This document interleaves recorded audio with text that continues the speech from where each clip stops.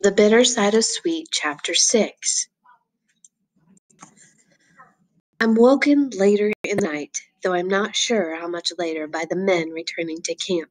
Their rough shouts and the sound of blows are punctuated by the girls crying. I lean forward trying to see with my ears. I hear the scuffle of feet and the lock clicking free on the tool shed, the creak as the door swings open. The first shaft of light from the torches they took with them darts in through the cracked door, and without even thinking about how pointless it is, I scurry behind the big drums of pesticide in the corner, hiding from them like a child. The sudden light when they enter makes the shadows of the barrels behind me leap against the wall. They're shouting at her, hitting her, furious and frustrated. I can't see them, and I realize they can't see me. "They've forgotten about you," whispers a small, hopeful voice inside me. "They're so mad at her that they don't even remember you're in here. Stay quiet, and maybe they won't find you." Their shadows dance above me. I hunker down, trying to squash the uncomfortable feeling I get whenever someone else is being beaten. Then I realize that they're not stopping at beating her. I scrabble desperately to find my empty place and sink into it so that I can be somewhere, anywhere but here. I curl into a ball, hiding my face in my knees, and cover my ears with my hands.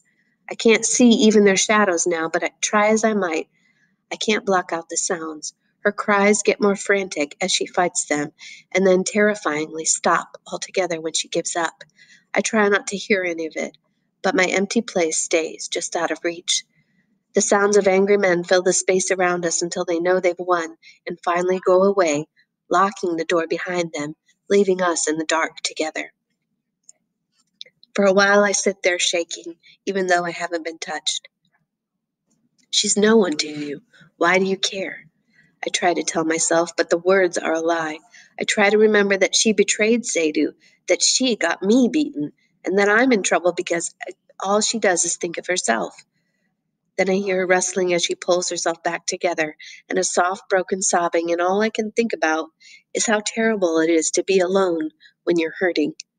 Without actually deciding to do it, I find myself crawling out of my hiding place and through the dark toward her. My knees shush against the dirt floor, and her crying cuts off. Her breathing is jagged. "Shh," I say, "it's okay. It's just me, Amadou. I'm not going to hurt you." I, uh, she can't get any farther. I scoot over and put my hand on her back. She stiffens instantly when I touch her, and I take my hand away, not wanting to make her feel worse. Instead, I pull my knees to my chest again and stay beside her. We're like that for a long time, two people wrapped up like coils of rope sitting next to each other. Then, after nearly an hour of me not moving, she leans into me.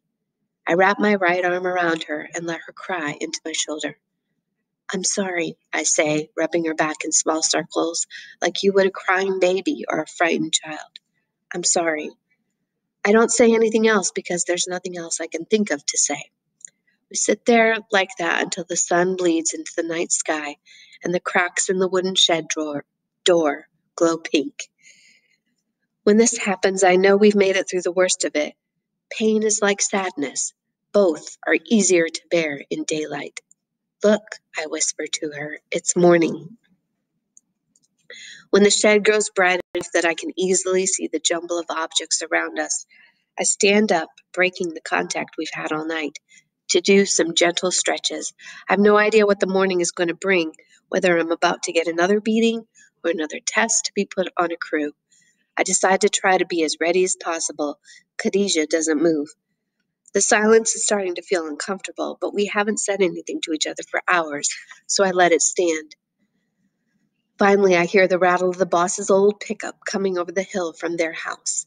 I bounce a little on the balls of my feet, trying to loosen up, trying to ignore the worry building inside of me. I hear the snick of the padlock on the sleeping hut, the normal tired grumble of 13 boys asked to get up, the clatter and splash of morning chores. I hear Ismail calling my name. Finally, the tool shed door opens. "He's in here." Ismail's tone is surprise, his eyebrows high on his forehead. "Oh, that's right." Behind Ismail, I hear Moose's low rumble. "That's where I put him last night." I look at Ismail, wondering whether it makes a difference to him that I was here last night, whether in some way this will make things worse for me or for her. But I don't see any shame in his face. Instead, he turns and gapes at Musa. You didn't count last night? Musa barks a laugh. No, he admits. With all the excitement, I forgot to count. I can see Ismail puff up, ready to shout. But Musa goes on. I was tired. I went to bed. He's here and nothing happened. Let's get on with it. Omar is going to be here any day now. Ismail grumbles. Saidu was in the hut, Musa says soothingly, putting a hand on Ismail and steering him out of the doorway. Even if Amadou had been outside and holding the keys to my truck, he wouldn't have gone anywhere. The way he says it makes it sound like a weakness. I scowl since they're not facing me. Ismail grunts in response and closes the door behind him, leaving Khadijah and me inside. That throws me a little off balance. I turn around to see what Khadijah thinks of all this, but she's curled, with her head on her knees again, and doesn't look up. I shuffle from foot to foot, not sure what to do with my body, and unable to settle my mind. The sounds of breakfast swell and fade, and then the door's opened again. This time, Musa fills the doorway. Come on, he says. Grateful to have a reason to move, I walk out of the tool shed and stand off to the side, waiting to be told what to do. Musa follows me out, dragging Khadijah with him. I pull in a breath. Though I just spent a night next to her, I haven't really looked at her since yesterday. The change is brutal. Her dress is filthy and blood-stained. Her face is swollen from blows. But the most terrifying change is the deadness in her eyes. Musa shoves the two of us at the lean-to where we were shelling yesterday and chains her to the ring again. As soon as he lets go of her arm, she collapses. I feel a stab of loss. I helped Musa catch her the day she had her best chance of getting away. Then last night, I hid in a corner and didn't even try to stop what they did to her. I fiddle with the machete in my hands and try not to look at the hunched form of the 13-year-old girl at my feet. Khadijah is still there. The wildcat is gone. Both of these things are my fault. The rest of the boys are split into crews as always and head off into the groves. Like yesterday, the girl and I are left with 2 machetes and a wall of sacks full of pods. Today, she's supposed to shell, and I'm supposed to pile the shelled seeds in shallow pits to ferment them. For a while after the camp empties out, I just sit there, not sure if I have the strength to make quota today. Not that I even know what quota is. I pick at the crusted blood and dirt on my arms, glancing from time to time at Khadijah.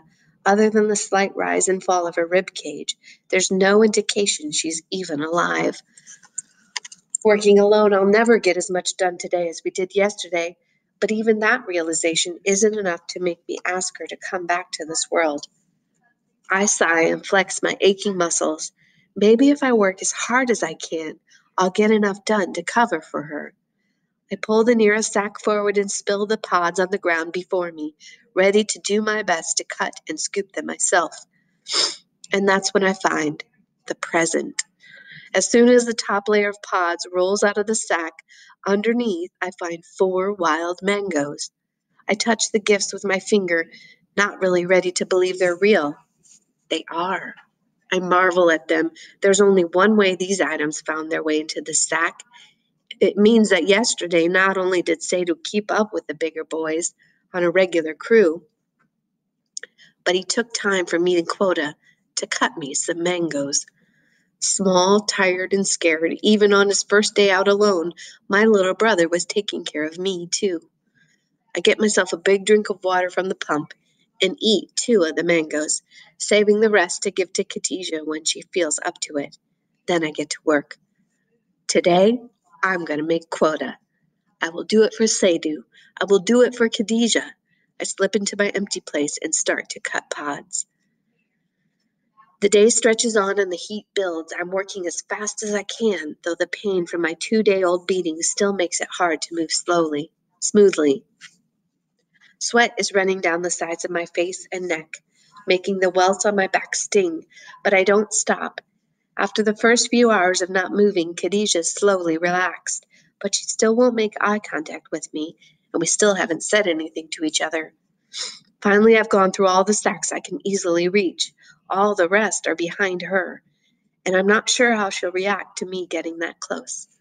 Khadijah? After half a day of not talking, my voice sounds loud and grating even to my own ears. Khadijah stiffens immediately.